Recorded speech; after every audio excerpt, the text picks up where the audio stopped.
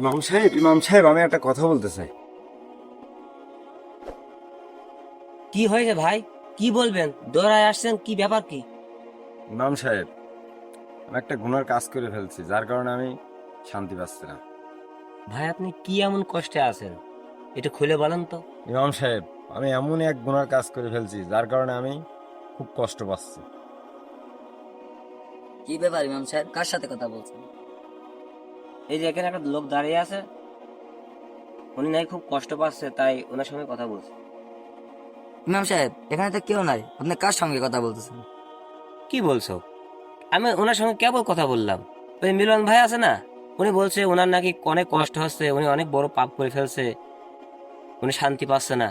ইমাম সাহেব, মিলন তো কিছুদিন আগে মারা গেছে, ও কিভাবে আপনার কাছে আসবে?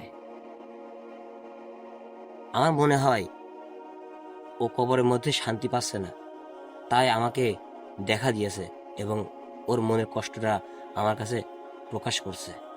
চলো আমরা দুজনে যাই ওর জন্য কিছু একটা করি। ঠিক আছে ইমাম সাহেব, মিলনের ছেলের কাছে আমরা চলেন যাই।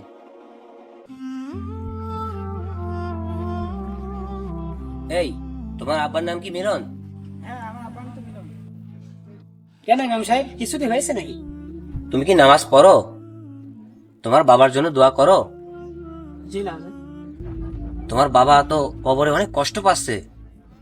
শোনো, নামাজ ছেড়ে দিও না, তোমার বাবার জন্য দোয়া করো, সে যেন কবরে শান্তি পায়।